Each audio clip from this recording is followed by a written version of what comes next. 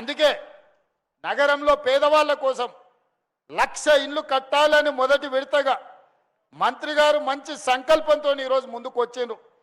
ఈ ప్రాంతం ముఖ్యంగా కుకట్పల్లి కావచ్చు, కుత్బుల్లాపూర్ కావచ్చు, మేడ్చల్ కావచ్చు, లేకపోతే కంటోన్మెంటు, ఎల్బీ నగర్, ఉప్పలి నియోజకవర్గాలు నన్ను రాజకీయంగా నిలబెట్టిన ప్రాంతాలు, అత్యధికంగా పేదలుండే ప్రాంతాలు. ఇతర జిల్లాలు, ఇతర రాష్ట్రాలు, ఇతర దేశాల నుంచి పనులు చేయడానికి ఇక్కడ వలసలు వస్తున్న ప్రాంతం.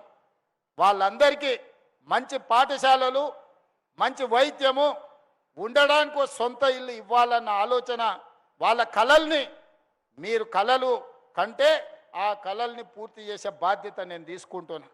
మీ సొంతింటి కళ నెరవేరడానికి ఈ ప్రభుత్వం, మీ సోదరుడు రేవంత్ రెడ్డి 100% అండగా ఉంటాడు. అందుకే ఇవాళ ఎవరు ఎన్ని చెప్పినా ఇనకండ్రి. బస్సు ఉచితం వచ్చింది, సన్నబియ్యం వచ్చినాయి, 200 యూనిట్ల కరెంట్ వచ్చింది, 500 రూపాయల సిలిండర్ వచ్చింది, 70,000 ఉద్యోగాలు వచ్చినాయి, సిటీలో పనులు జరుగుతున్నాయి.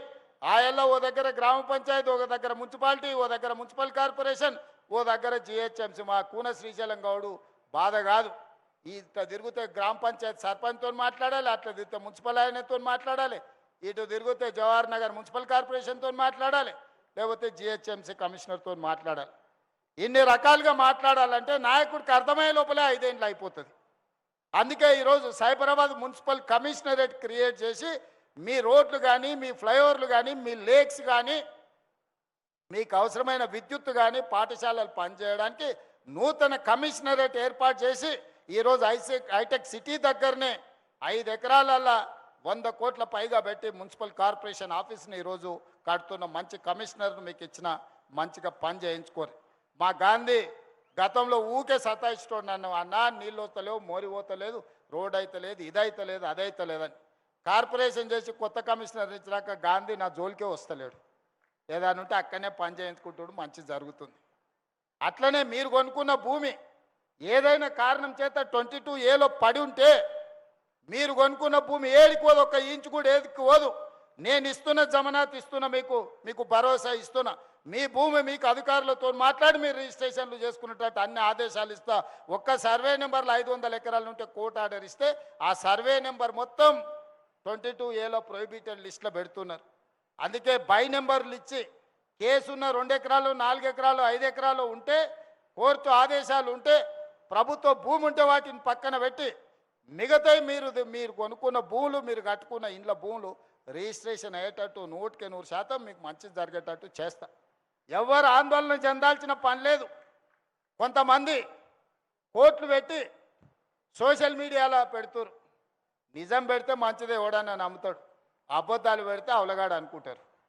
ఈ అబద్ధాల సంఘాలకు ఈరోజు అసోసియేషన్లు పెట్టుకొని కోట్లు ఖర్చు పెట్టి కొంతమంది అబద్ధాలు ప్రచారం చేస్తారు. మీరు కూర్చొని ఆలోచన చేయండి. 10 ఏళ్ళు ఆసారు ఏం చేసిండు, 2 ఏళ్ళు మీ తమ్ముడు ఏం చేసిండో మీరు లెక్కేయండి. ఆయన ఇచ్చింది ఏదన్నా ఆపినా, ఆయన ఇచ్చింది ఏదన్నా గుంజుకున్నానా, ఆయన ఏదన్నా సంపాదించాడో పెడితే నేను తీసుకుపోయాను నన్ను తాకట్టు పెట్టినా, ఒక్కసారి ఆలోచన చేయండి.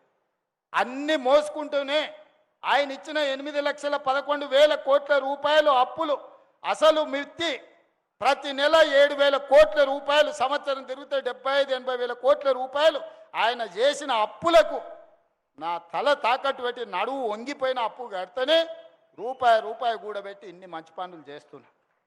నాకు వయసు ఉంది, ఓపిక ఉంది, మీకోసం పని చేయాలన్న సంకల్పం ఉంది. విధ్వంసమైన తెలంగాణను వికాసం వైపు నడిపించడానికి రోజుకు 18 గంటలు పనిచేసే శక్తి దేవుడు నాకు ఇచ్చిండు.